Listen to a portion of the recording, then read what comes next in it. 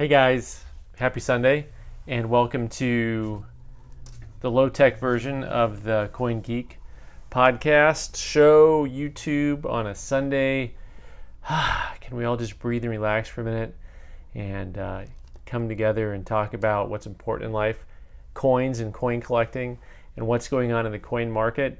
Lots to get to in the way of like little coin-related items and different topics. So this is a lot of news you can use kind of stuff. First of all, thanks for everyone for stopping by and watching. We know you have lots of choices, and we appreciate you coming here. Secondly, what's going on right now? So this week, we're talking about the week of October, the 10th-ish through whatever-ish, 9, 10, 11, 12, 13, 14, something like that. I will be at the Denver Coin Show, Rocky Mountain Expo, and that is held at the National Western Complex. That is Thursday the 12th, Friday and Saturday as well, the 13th and 14th, and it's going to be a scary, spooky time, and I look forward to seeing a bunch of you there. Just, Denver's about a 7-hour drive from just about everywhere. Isn't that a geographical oddity? But I'm pretty sure, maybe a little bit longer than that, but people from Sioux City to Billings to Santa Fe, Santa Fe is even closer, but I was thinking more like El Paso, but El Paso is a little farther. But anyways, you get the idea. You can drive to Denver, folks, in a day.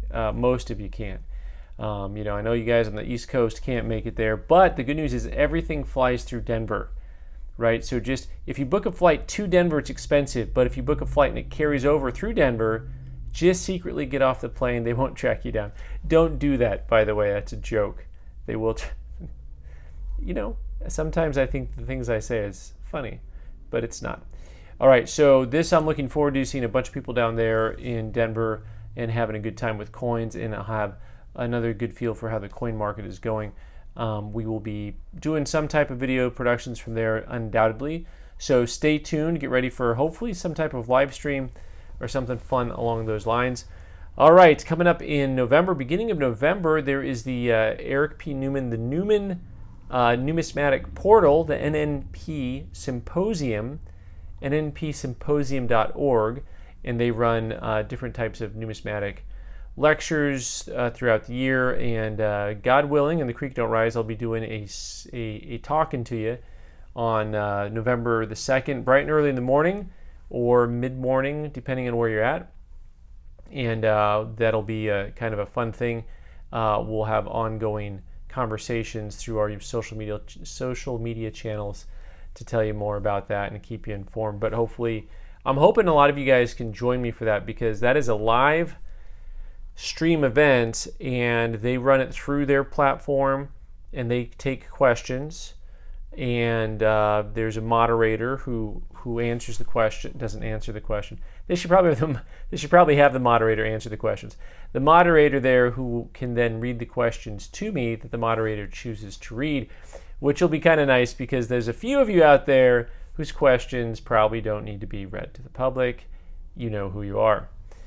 All right, what else is going on as the coin market rolls and turns? Just a little side note here, Great Collections moved locations. GreatCollections.com, you can check their stuff out. But they moved down the road a little bit of ways, and they said they have 8 times as much square footage as they did before. Sounds like Ian and the gang are looking to do a little bit of some expanding and building for the future, which is pretty cool. I wonder if they're doing any kind of fun tech stuff inside of the building. That would be pretty interesting to see what's happening over there. Maybe sometime I'll try to get a sneak peek. I had some of you suggest I should go visit all the mints, and maybe we'll do that too. I don't know. I just need complete and total access to everything all the time, and I'll just go with a camera and talk, and you guys can hang out. All right, the Tucson Coin Show, January 19th and 20th, a Friday, Saturday, that I am hosting, but we're getting other support as well. And I hope to be able to get more of that information to you next week about other folks who will be attending. We're coming down on the last 90 days till then. We're like 100 days out. It's a real thing coming up, folks. Of course, the Coin Geek is the main sponsor for the show, but also we'll have other show sponsors. And we're going to have a good time in Tucson. Two things: if you're coming, anyone with any type of club coin club card gets in free. It's a $5 admission normally, but if you're a local coin club or an ANA member, you get in free. Absolutely. Also, if you are planning on attending, book a room there now at the casino. It's going to be held at the casino. You can go to TucsonCoinshow.com and look at some of the different stuff on there. It's not fancy yet. It'll be fancy in 5 years when I'm done.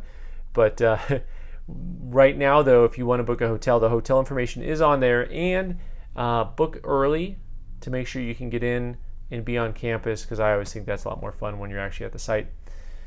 Okay, and the big winner, the thing that's going to just drive everybody crazy, is that guess who's coming back next week? Vaultbox 4.0.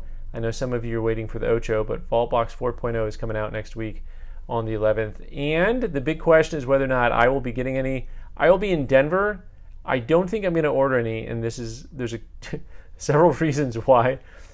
Most of you who watch this channel already know why, but there's other reasons why. This is the big risky. Now, here's the big risky. I got to talk about Vaultbox a little bit. Here's the thing.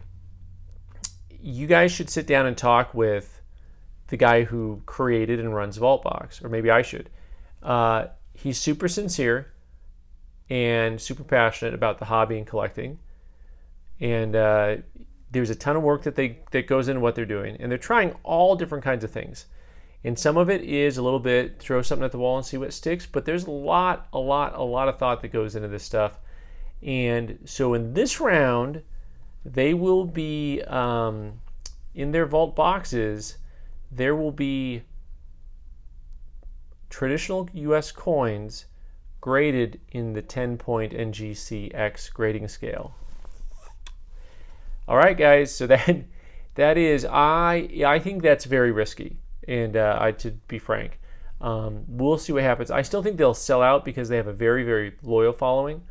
Also, I felt like their sales could drop off a little bit, but I think they've managed things properly to where they'll sell out of things. But I was seeing the Silver Eagles and things on a 10-point scale didn't do anything for me. I didn't really care about it. So for those of you who don't know, instead of the traditional 70-point scale, they're using a 10-point scale. So the way this works is that a MS65 coin would be a 9.5. So the UNC grades are 9, right? And so this makes sense a little bit on that grading point because a 91 is a 61, a 92, like that works a little bit. Some of the circ numbers, though, we're going to be jumping around if NGC ever actually tried to do that. I don't know that it's going to fly all that well. It's just a little too muddied. This is from the guy who wants split grading, by the way. That was me. Also, though, the guy who says I'd actually get rid of all numeric grading because I think it would be better for the hobby.